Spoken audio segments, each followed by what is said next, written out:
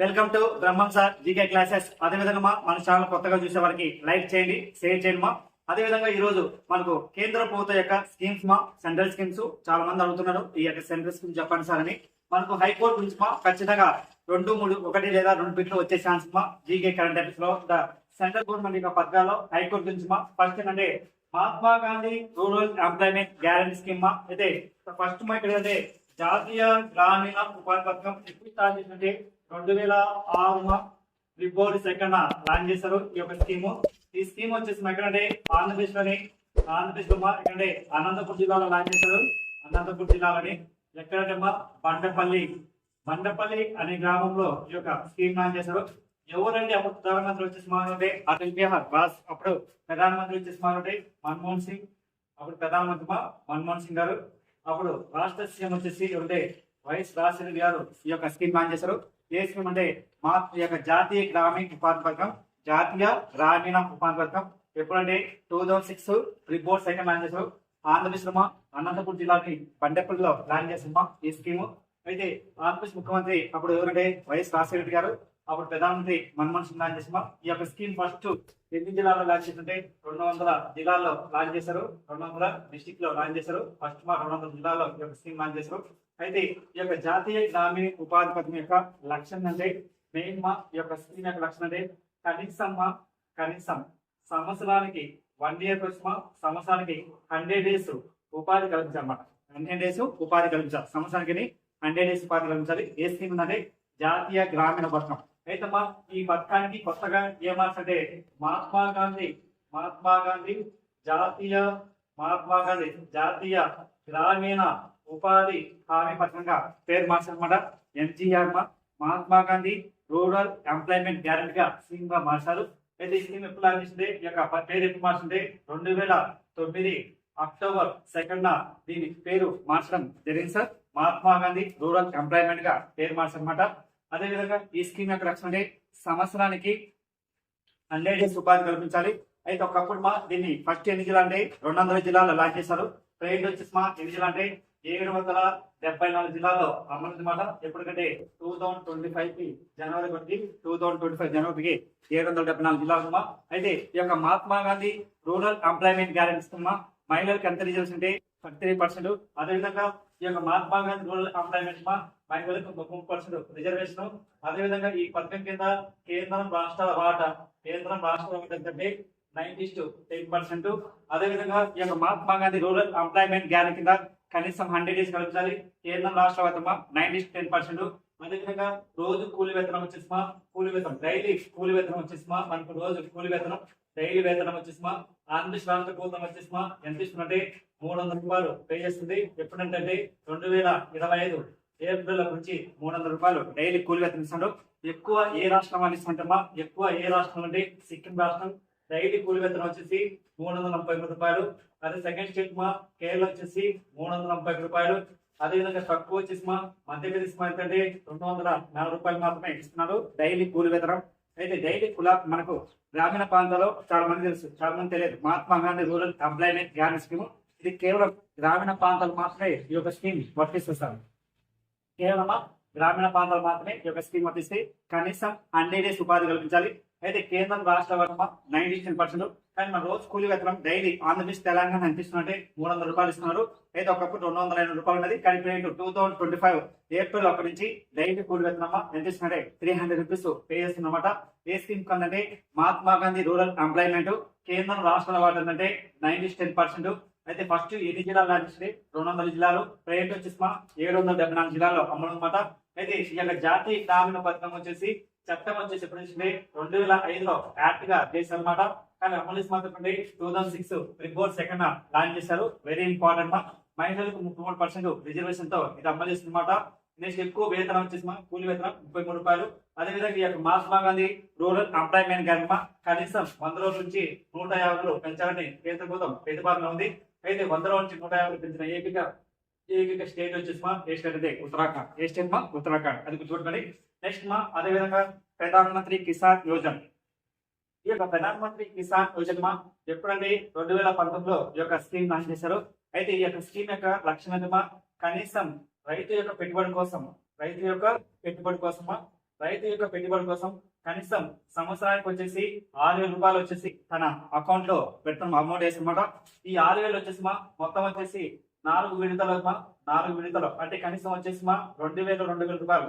First 2,000, మళ్ళా 2,000, మళ్ళా 2,000 రూపాయలు వచ్చేసి అట్లా 4 నెలలకు ఒకసారి వచ్చేసి 4 నెలలకు ఒకసారి మొత్తం వచ్చేసి ఎన్ని విడతలు అంటే 3 విడతలు అంటే 4 మంత్స్ ఒకసారి 3,000 రూపాయలు వేస్తారు. అయితే ఈసారి మనకు డబ్బులు వచ్చేసి ఈ నెల ఇక్కడ జూన్ లో వచ్చేసి 29 రూపాయలు మనకు 2,000 రూపాయలు పడే అవకాశం ఉందన్నమాట.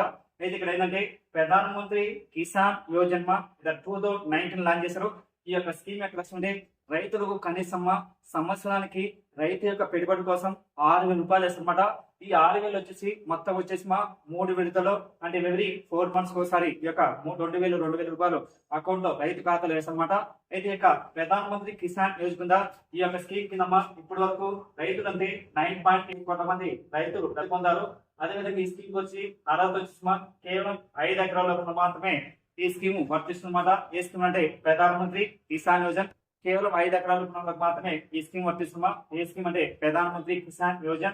అదేవిధంగా మనకి ఎగ్జామ్ లో ఏమంటే ప్రధాన మంత్రి కిసాన్ యోజనకు సంవత్సరానికి ఎంత వేసుకుంటారు అంటే 6,000 రూపాయలు. నెక్స్ట్ స్వచ్ఛ భారత్ అభియాన్. స్వచ్ఛ భారత్ అభియాన్ వచ్చేసి 2014 అక్టోబర్ 2 లాంచ్ చేశారు. అయితే 2024 అక్టోబర్ 2 వచ్చేసి ఎన్ని సంవత్సరం అంటే 10 years కంప్లీట్.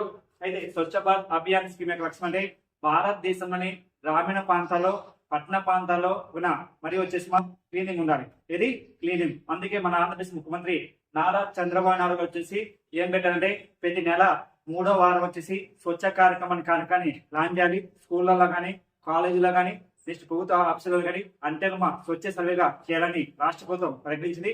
అదే విధంగా ఇక్కడ ఈ యొక్క స్వచ్ఛ భారత్ యొక్క అభియాన్ యొక్క లక్ష్యం అంటే 2014 అక్టోబర్ 2 లాంచ్ చేసిన ఢిల్లీలో స్వచ్ఛ భారత్ అభియాన్ యొక్క లక్ష్యం అంటే ఇండియాలో ప్రతి గ్రామీణ ప్రాంతాల్లో పట్టణ ప్రాంతాల్లో క్లీనింగ్ ఉండాలి. అది గుర్తుపెట్టుకోవాలి. అదేవిధంగా నెక్స్ట్ ఆయుష్మాన్ భారత్ ఎప్పుడు అంటే 2018లో ఈ యొక్క స్కీమ్ లాంచ్ చేసిన ఇది హెల్త్ ఇన్సూరెన్స్ హెల్త్ బీమా ఇన్సూరెన్స్. అయితే ఇక్కడ ఎవరైనా ప్రమాదం మనిస్తే గవర్నమెంట్ వచ్చేసి 5 lakhs వరకు ఈ యొక్క బీమా సౌకర్యం పొందుతుందన్నమాట. అయితే ఈ యొక్క స్కీమ్ 2018 లో లాంచ్ చేశారు. కేవలం బీపీఎల్ కుటుంబాలకు ఈ స్కీమ్ వర్తిస్తుందా. బీపీఎల్ కుటుంబాలకు మాత్రమే ఈ యొక్క స్కీమ్ వర్తిస్తుంది.